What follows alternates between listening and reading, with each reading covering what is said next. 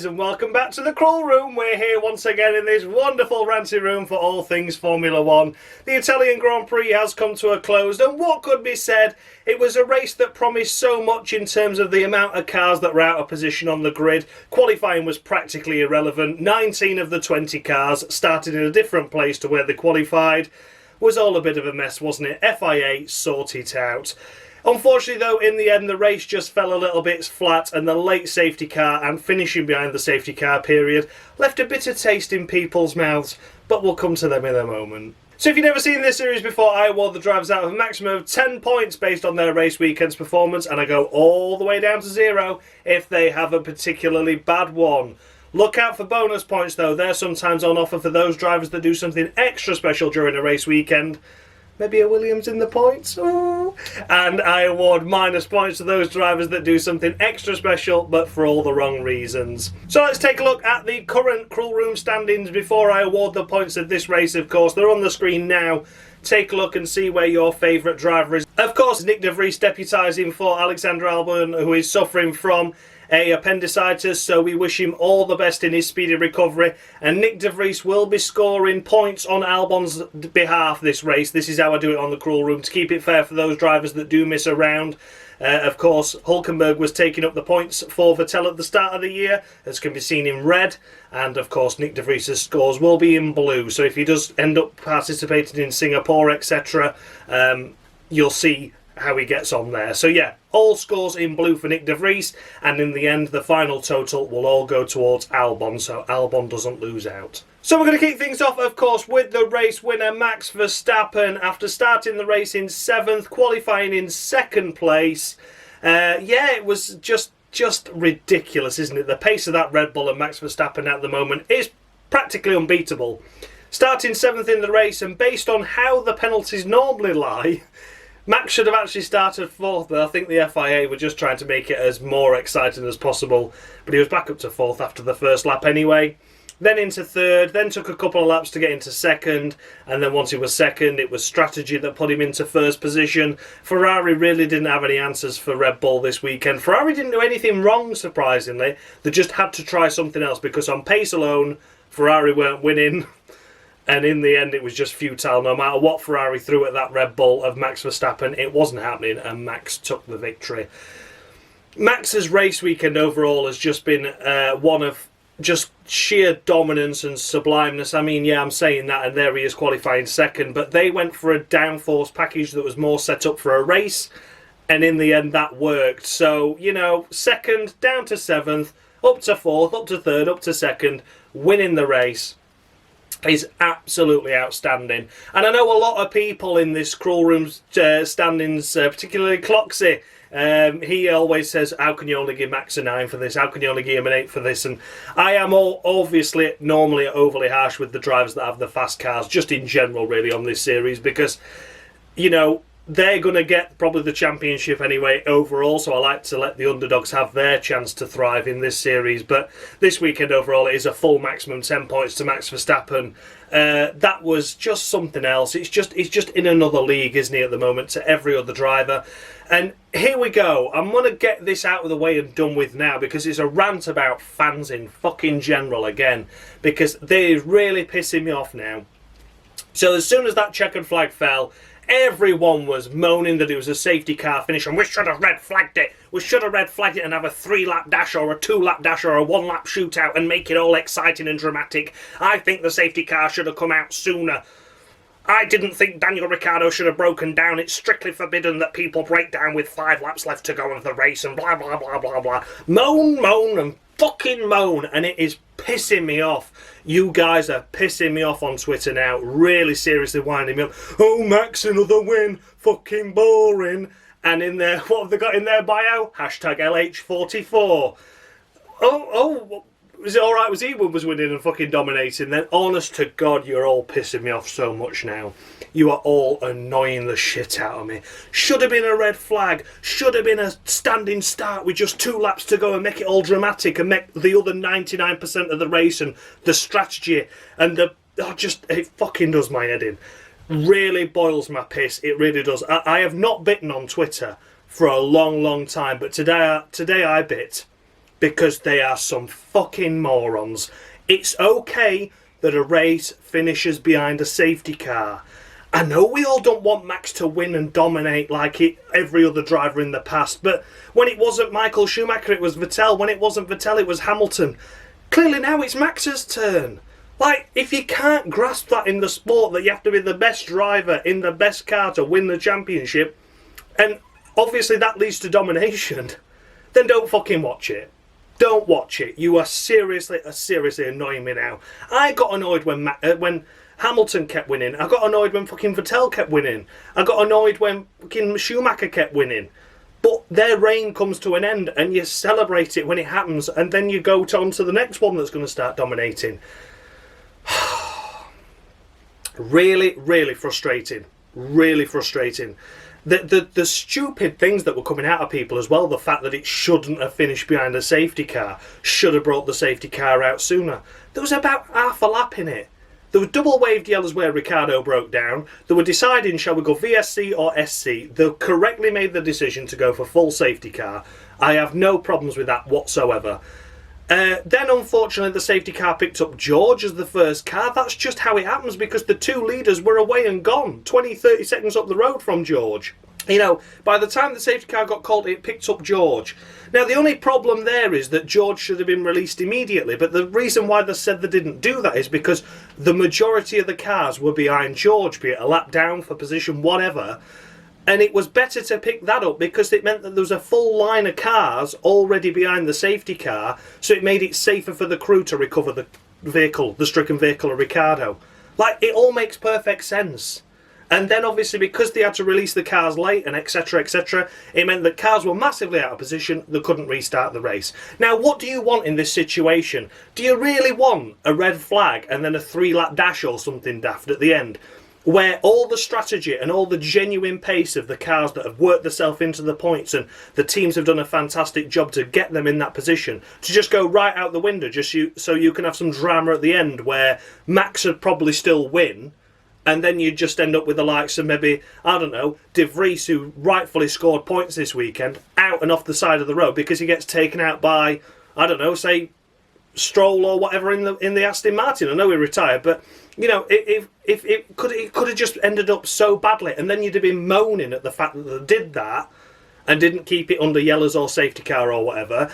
Then you've got the option of, well, why didn't they restart it with the cars in the position that they were? Right, okay then, so you've got Max in the lead, you've got 3 cars in between Max and Leclerc, then you've got 2 cars before you get to George. Yeah, we'll just restart it like that. What would happen then? You'd fucking moan. So no matter what they did, they were destined to fail, FIA, and it pisses me off. The Drive to Survive fans have never seen a fucking safety car finish. They've seen it and they didn't like it and they're fucking crying about it. And the fact that there's die-hard F1 fans that I have known as being a fan of Formula 1 for years whinging about it as well and wanting red flags.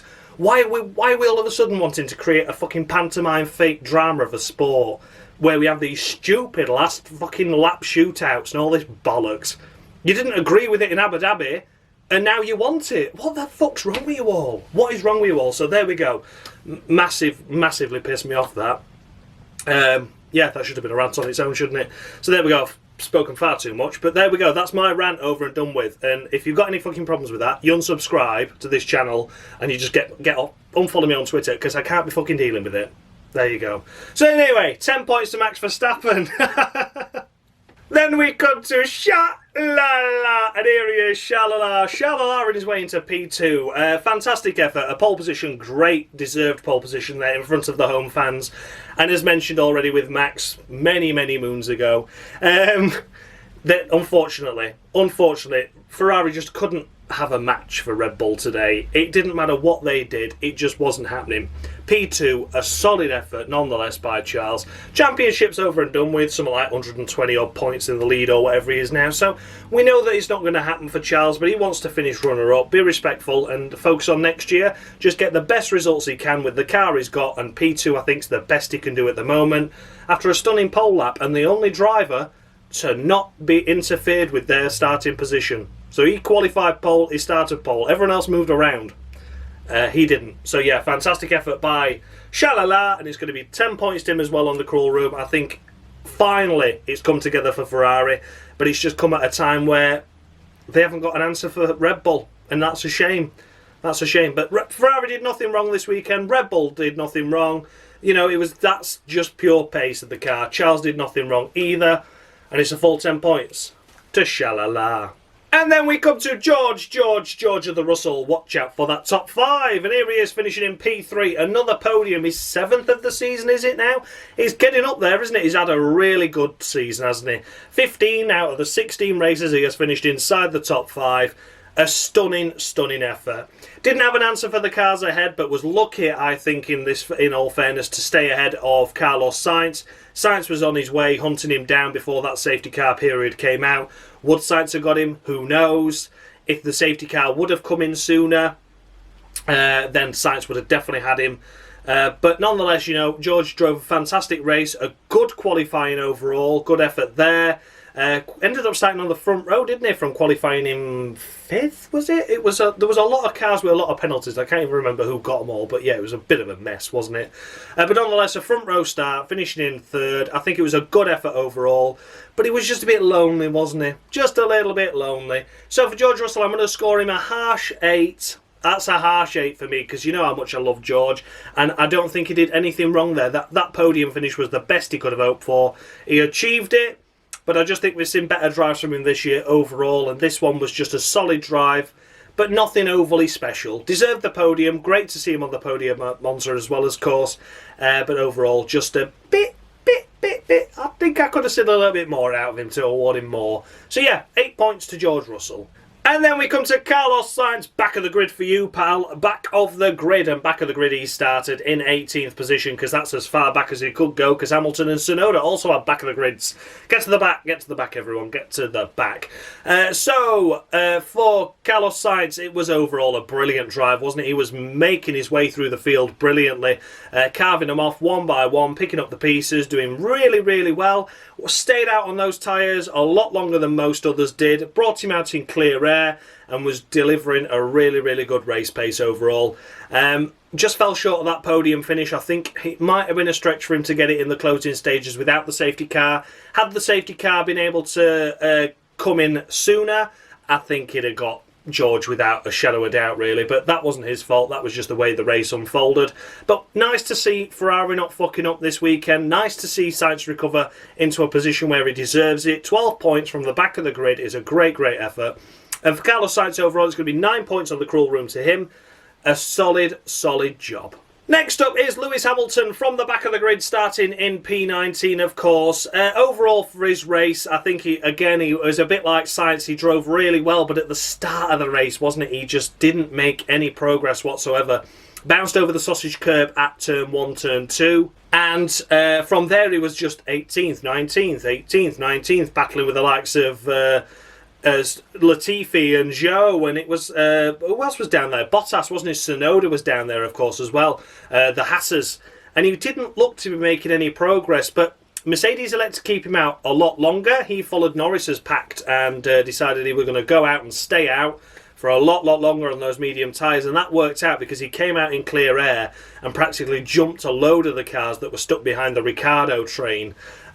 He came out behind it, but of course then he was able to carve his way through, and he was a lot closer to that Ricciardo train as a result of him having clear air by late stopping. Tyre deg not really playing a part here. And overall, a solid job here to finish himself into P5. A great effort, some more fantastic points by Mercedes. They've been outshone by Ferrari this weekend, but firmly in third place in the Constructors overall. The best job they could have done, damage limitation for sure. So for Lewis Hamilton, it's going to be 8 points on the crawl room to him as well. I think, all personally speaking, he should have had a better start to that race than he did. Okay, he kept himself out of trouble, but he was down at the back for a lot longer than the others were. Sainz was already into the bottom half of the points. And there was Hamilton still running around in like 17th, 16th. It was that start, I think, that was a little bit difficult for him. And without that, we could have really seen him a lot closer to his teammate and a lot closer to Sainz as well. So, a case of what could have been. I think, like I said, though, the strategy was perfect by Mercedes. Hamilton did a great job. But it was just disappointing to see him not do so well at the start there and was in a bit of trouble, it seemed. The strategy really got him out of that issue. So, yeah, overall, 8 points to Lewis Hamilton. Then we come to Sergio Perez, and what could be said for Sergio's race? Here he is finishing in P6. He was lucky to continue going, wasn't he, really? He elected to stop early because he'd had a disastrous start. He ended up dropping down to 13th with his penalties, of course, but actually in the race slipped down to as low as 17th and worked his way back through the field to around 12th, 11th, and Red Bull elected to stop him really, really early. To get him onto the hard compound tyres to hopefully take him to the end anyway. Then his brakes caught fire, which was a little bit problematic. He had to move his brake bias to the rear, but was in clear air at the back of the grid and gaining on the cars ahead of him. Made good progress through the field. Red Bull elected to pit him once again to try and fend off the closing in Hamilton and Norris. It meant that he lost track position to him, but was hoping to hunt them down. So he was there in 5th position, down to 7th. And then when the safety car came out for Ricciardo, Norris pitted, and the race didn't get back underway, so Perez got that position back on him, and unfortunately it meant that Hamilton jumped him. So without Red Bull pitting Perez, he would have finished 5th because we had that late safety car period, but no one was to know that. Overall for Sergio Perez, an okay race. He shouldn't have slipped back at the start from where he was, but for whatever reason he did. And overall in the race, it was just all a bit difficult, wasn't it? The result in the end of 6th was okay and decent, but when you think he started 13th, he should have really been knocking on the door of the podium like Sainz was. So overall, I'm not going to be too harsh on him and too critical on him, but based on where his teammate finished and what he did, overall, I'm going to award Sergio Perez 7.5 on the crawl room. Overall, I think that's fair. I might be generous by about half a point there, but it was good to see him fight. He had the brake issues, of course, so I have to be a little bit lenient with that. But overall, it wasn't as impressive as others carving their way through the field, and he had less to do, but made more work of himself as a result of a poor start. So yeah, 7.5 to Checo. Then we come to Lando Norris, and here he is. He should have been a 6th place finisher, really, shouldn't he? He could well have been a 5th place finisher, it must be said. McLaren have managed to take more points away from, or eat into the gap of Alpine, but it could have been and should have been so much more for them. So let's get the picture straight. Norris was ahead of Lewis Hamilton in that race, doing really, really well. He was racing clean, racing fairly, had a slow pit stop, which put him behind Hamilton, unfortunately, a 5.1 second pit stop.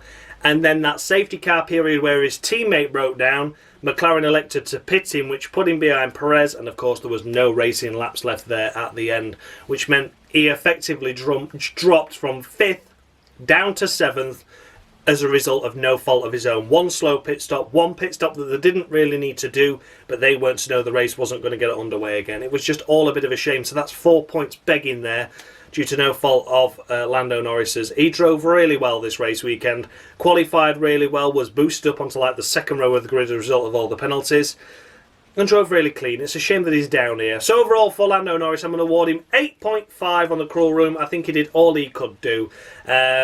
I'm harsh probably there by about half a point again. Maybe 9 would have been fairer. But, you know, swings and roundabouts on the crawl room as always. But I think it's just a shame that he ended up 7th as opposed to 5th or 6th, really. It was certainly deserving of a 5th place finish, but there we go. That's life. But, yeah, Lando Norris, 8.5. Next up is Pierre Gasly. What a fantastic drive by Pierre. Great to see him in 8th place. Great to see him picking up a solid handful of points for the AlphaTauri team, and their battle for 7th in the Constructors continues to brew. We've got Aston Martin, Haas and AlphaTauri, all the A's down there, doing a really, really good job there to pick up a handful of points when it was thoroughly deserved. Gasly, his race, I'm trying to think where he qualified on merit. Where did he qualify? He was out in Q2, wasn't he? Was he about 12th, 13th, something like that? Boosted up the grid inside the top 10 and then stayed inside the top 10, so drove really well in that sense. Really, really happy with his performance overall. And to keep it short and sweet, it's going to be a maximum 10 points. I'm running over time massively now because I had that fucking 10-minute rant at the beginning. But yeah, overall, it's 10 points to Pierre Gasly. He's drove really well. Another solid drive by him. Deserved the points, and this is that fire in the belly again. We've seen him have a massive dip in form, but here he is, presented with the opportunity to score points. He goes and does it. A fantastic, fantastic effort. On the back of Belgium, of course, as well. Let's not forget where he ended up starting the pit lane and into the points. It's coming good for him now, this last half of the season. A surge and a wave of performance and feeling good about himself. And it's a full 10 points on the Cruel Room. Well done to Pierre Gasly. That was a great, great drive. And then we come to the super sub. It's Nick de feckin' Vries. Here he is. What an incredible, incredible drive by Nick de Vries. Absolutely stunning. He got called up 2 hours before qualifying to say, "Hi Nick, yeah, you're going to be driving today." Oh shit, okay. So he quickly got himself into some Williams overalls and ran over there. Bearing in mind he completed FP1 with Aston Martin. So then FP2 he sat out. FP3 he only got out for half of the session because they were still trying to adjust his pedals, his seat, put his car number on. There was an image, wasn't there? Like 15 minutes into free practice 3, and they were still putting the 45 sticker on the nose cone. Like, wow, this is how last minute this has really been. So yeah, 30 minutes left to go of FP3. He got out there, did some good lap times, got a feel for the car, did really well, had one minor off in FP3, didn't he? But the eyes were on him, the world was on him, will allow him that one mistake. Qualifying comes. He scraped through into Q2 despite a lap time deletion for track limits, knocking his teammate out in Q1. Disastrous effort. He ended up qualifying 13th on merit, which is a stunning performance for Williams at the best of times, let alone someone that's only had half an hour in the car in FP3 and a handful of laps in qualifying. Boosted up to 8th place as a result of all the penalties, and then drove inside the points consistently from there on in. What a stunning effort that was. What a fantastic, fantastic drive. The lowest he was about 13th, and that's as a result of the pit stops, obviously. People not pitting, him pitting, and he was on the cusp of points. He was 10th then, wasn't he? Battling with Gasly, battling with Zhou. There was Ricciardo in there, there was Norris in there. It was a long, long train of cars. You've got the likes of Perez sweeping through, and Sainz sweeping through, and Hamilton sweeping through, and everyone was coming through on him, and he just kept it clean. He's like, nope, that's not my fight. I'm here for these points. So he let those go. And, you know, Ricciardo retired. This is why he's 9th, but he'd been 10th anyway. Without that, he would have secured that point. I am convinced he would have secured that point because he stayed within DRS of Gasly throughout the most of it. Did a cracking job letting Verstappen by so that Zhou was outside the DRS after he let him through, and then he got back into the DRS on Gasly. It was all just like he'd been there since day one. Like he'd been there since day one, drove like a true professional, and I cannot speak highly of him. I am so, so glad he finally got this opportunity to race in Formula 1. It has been long, long overdue. An F2 champion, an F3 champion, you know, he has done so much, a Formula E champion now as well. He deserved this, and it's just such a shame he had to have a chance because of someone else's misfortune. Alex, of course, with his appendicitis, and I wish him all the well, and I wish him all the best, and I really do hope that Alex is there for Singapore because he deserves to get back in that Williams car as soon as possible. But for Nick de Vries, that he really, really, really, alongside next year, Alex Albon, Nick de Vries, if that doesn't happen at Williams next year, I think there will be a lot of outcry because those are two young driving stars. Alex has come back more mature for Formula 1 this year, delivered some stunning drives. Nick de Vries, a one-off, a 9th place finish in a car that's not scored points much this year at all, even in the hands of Alex.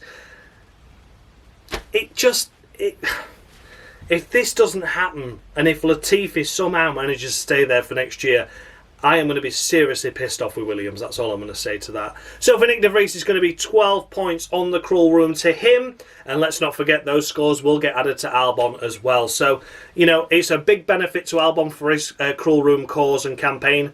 He didn't want to have appendicitis. And for Nick de Vries to score bonus points in his debut on the Cruel Room, of course, and score genuine points in Formula 1. What a stunning effort. What a stunning effort. My driver of the day, without a doubt, and a load of people's driver of the day. Well, in fact, he won it, didn't he? He did win driver of the day. So, congratulations, Nick de Vries. Absolute stunning superstar. It's 12 points to you on the Cruel Room. Then last at the points finishers, it's Zhou Guanyu. Here he is. What a superstar. He has driven really well this weekend. Really, really well. Got inside Q2, but then failed to get into Q3. Not unsurprising. I was saying about these Alfa Romeos struggling for pace, etc. But these people that were able to be lifted up and boosted up the grid order as a result of other penalties drove really well to secure their points and stay in the positions they qualified. Zhou, of course, was a beneficiary of that Ricciardo DNF at the end there, unfortunately for Ricciardo. But Zhou has had so much bad luck himself this year, and so many times he has had poor reliability. He deserved to have a clean race and deserved that point. So I hold nothing against Zhou for being 11th on merit there and then boosted to 10th, because the bad luck he's had, he deserves something to go his way for once. So a stunning effort by Zhou Guanyu, and it's 10 points on the cruel room. It really is. It's nice to see Alfa Romeo back in the points, and Zhou has been showing up Bottas now for the last good number of races, and it's gone under the radar because of reliability at the end for one or the other drivers at Alfa Romeo. And Zhou has delivered some stunning drives that have gone under the radar because it's for 14th and no one really pays attention. But this one now is a fantastic effort, and I'm sure Zhou's delighted, I'm sure Alfa Romeo are delighted, I'm delighted, and it's a full 10 points on the cruel room to Zhou Guanyu. Just outside the points it is Esteban Ocon. Oh, Alpine. I feel like I've got a lot of egg left on my face here now, because I said Alpine, Alpine, Alpine all the way along. I said it on Uxter Talks with F1 Games PlayStation. I was like, I am seriously reckoning an Alpine podium this weekend, because they've been so quick and so rapid for so many races now, outdriving the McLarens, and it's going to happen for them. And here they are, not scoring any points at all with either car. Ocon 11th. Okay, you know, Ocon had a difficult qualifying, only qualified 11th. Had to drop down the field. I can't remember where he started. It was about 15th, wasn't it? With his penalties. And then to come to 11th, but he just wasn't anywhere in the race, was he? He was just in that long DRS train, and because he was at the back of it, it was never going forward. So, such a shame by Ocon. But the Alpine overall, you know, Alonso came over the radio, was like, have I got a problem with this car? No, everything's fine. Oh dear. You know, wow, he said. So he obviously felt there was a big lack of pace. Ocon didn't make any progress whatsoever. To not be able to overtake a Williams and an Alfa Romeo, a shame. They've been racing with McLarens for so long this year. Didn't happen. Big shame. Esteban Ocon overall, then it's going to be 6 points on the cruel room. Probably a little bit harsh that, because Alpine just didn't look like they were there at all this weekend, which is a shame. But overall, you know, what can I do? What can I do? There was a lot better drivers, had a lot better performances this weekend. I'm not going to, you know, dwell on it too much that Alpine have had an off weekend.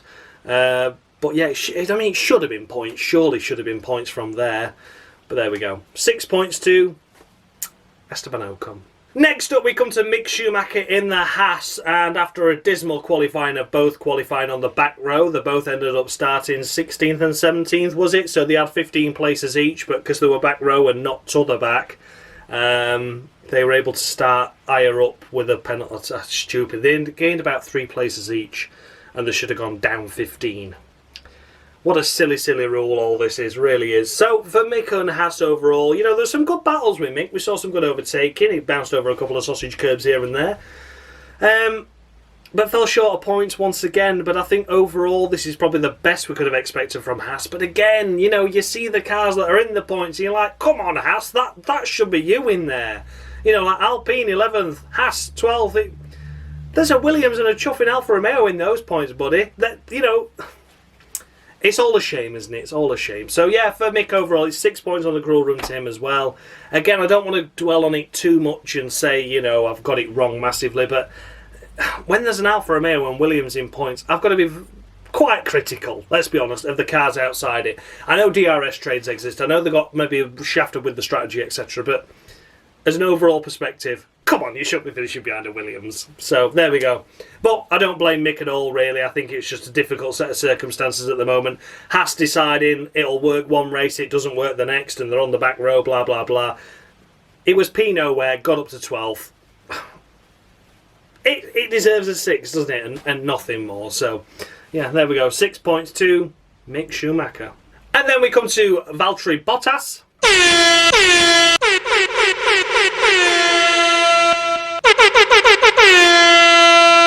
Now, to all you bastards who said I was the worst driver in F1, I present to you Daniel Ricciardo. What, too soon?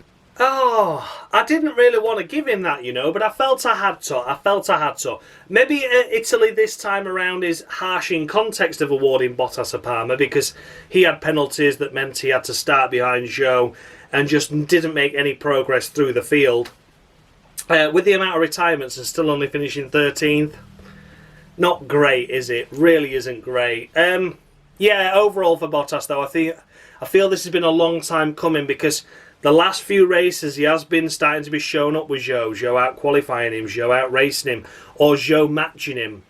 And you think, Bottas, you're a Mercedes driver, you shouldn't really be matched by a rookie so early on in the career, just after the summer break. And there were points before the summer break as well where Zhou was doing a better job. So, yeah, Zhou seems to have found his consistency and found his feet now. Bottas just seems to be, I think in my mind, just frustrated with the entire situation that it's not gone his way, and it's just the reliability and all the issues that he has faced. So yeah, a Palmer of the Week is deserved because I feel like combination of everything that's gone on the last few races, he deserves one overall. But I had to put it on one particular episode, and here it is at Italy, where Zhou scored a point, Bottas hasn't, but we've seen masterclass drives through the field before from Bottas, but this weekend just milling around at the back and never made any progress. So big shame for Bottas and his first Palmer of the Week. Ah dear, Valtteri. Palmer of the Week to you. Next up we have Yuki Tsunoda, and of course we don't talk about his race or his performance this weekend because he is disqualified already on the crawl room, but P14, not a great effort, is it? Once again, there's Gasly up there. I know Tsunoda was a back-of-the-grid starter as a result of penalties again. 14th, you think, okay, that's not bad. Then you look at the list of retirements. He was pretty much at the back again, wasn't he? So he never really made any progress, which is a shame. Yeah, wasn't his best drive. So yeah, disqualified anyway to Yuki Tsunoda. And that's the end of that. Another disqualified driver is up next, of course. It's Nicholas Latifi finishing in P15. And his teammate, who has just stood in, scores points on debut. Wow, oh wow, Nicholas Latifi. This really is the curtain call for him now, isn't it? This is like, it's gone. It's gone. He had until the end of this year to really prove Williams that he deserves this seat. They've had the unfortunate event of Albon. They've had to get Nick de Vries in. They're just like, just drive it solidly, Nick. And there he is finishing in 9th, getting 2 points, and that is 2 more points than Latifi has scored all season. The commentators made a comment about the fact that Nick has driven inside the top 10 more laps this season than Latifi has the entirety of the season on debut. Not looking good, is it? So yeah, disqualified on the crawl room anyway for Latifi, and I think gone from Williams as well now. Oh dear. And last of the finishers in 16th place, it is Kevin Magnussen.